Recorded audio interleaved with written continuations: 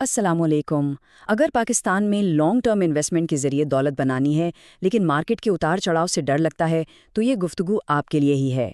आज हम बात करेंगे एक ऐसे फ्रेमवर्क की जो रिस्क को समझने और उसे मैनेज करने में मदद देगा ताकि पुरएतमाद तरीके से सरमायाकारी की जा सके। तो चलिए शुरू करते हैं। सरमायाकारी में कामयाबी का असल राज क्या है? ये सिर्फ बेहतरीन स्टॉक्स चुनना नहीं है।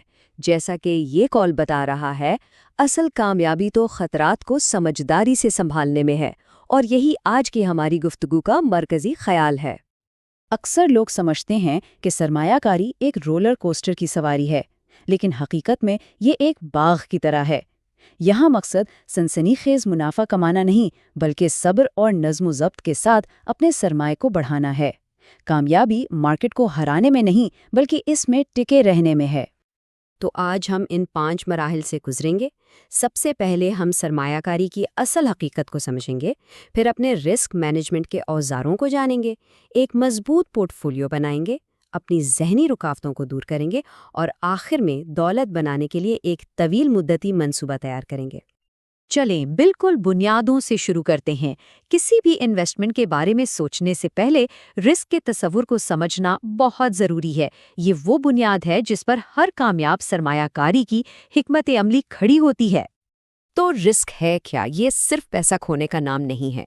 ये असल में 2 चीज़ों का मजमुआ है।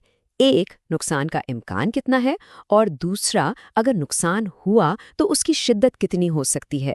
मिसाल के तौर पर एक महफूज सरमायाकारी में नुकसान का इम्कान कम होता है, जबकि एक गैर मुस्तहकम स्टॉक में ये दोनों चीज़ें बहुत ज़्यादा हो सकती हैं। इस फ़र्क को समझना ही एक बेहतर सरमायाकार बनने की तरफ पहला कदम है। एक लॉन्ग टर्म इन्वेस्टर को कई किस्म के खतरात का सामना करना पड़ता है। मार्केट का उतार चढ़ाव, शरह सूद में तब्दीली, अपनी सरमायाकारी को बरवक्त बेच ना पाना, महंगाई जो मुनाफे को खा जाती है, और सबसे अहम अपने ही जज्बात। इन सब को समझना ज़रूरी है ताकि इनका मुकाबला किया जा सके। अच्छा, तो अब जब हमने खतरात को समझ लिया है, तो चलें इनसे निमटने के लिए अपने औजारों को देखते हैं। हर असासा सिर्फ मुनाफा कमाने का जरिया नहीं होता, बल्कि एक मखसूस खतरे से बचने का एक आला भी है। हमारे टूल किट में पहला और सबसे महफूज आला है मिनी मार्केट फंड्स। ये समझ लें कि ये माली किले की बुनियाद हैं जो तहफ़्फ़ुज़ फराहम करते हैं। मनी मार्केट फंड्स में रिस्क ना होने के बराबर होता है, क्योंकि ये हुकूमती सिक्योरिटीज़ में सरमायाकारी करते हैं। ये इमरजेंसी फंड या आर्जी तौर पर नकद रकम रखने के लिए बेहतरीन है, जो सरमाए को मार्केट के उतार चढ़ाव से महफूज रखते हैं। ये तशबीह बिल्कुल परफेक्ट है। मिनी मार्केट फंड्स शायद बहुत पुरकशिश ना लगें, लेकिन ये पोर्टफोलियो के लिए ऑक्सीजन की तरह हैं, यानी मुश्किल वक्त में बका के लिए नागुज़ीर। अब हम अपने अगले आले की तरफ बढ़ते हैं, फिक्स्ड इनकम फंड्स। ये पोर्टफोलियो के लिए एक लंगर की तरह काम करते हैं जो इस्तेहकाम और मुस्तकिल आमदनी फराहम करते हैं। फिक्स्ड इनकम फंड्स जैसे कि सरकारी बॉन्ड्स और सुकूक एमएमएफ से थोड़ा ज़्यादा रिस्क रखते हैं, लेकिन इनका बुनियादी काम पोर्टफोलियो को इस्तेहकाम देना है। जब स्टॉक मार्केट में तूफान आता है तो ये फंड्स सरमाए को महफूज रखने में मदद करते हैं। ये शॉक अब्जॉर्बर वाली मिसाल उनके किरदार को बेहतरीन तरीके से बयान करती है।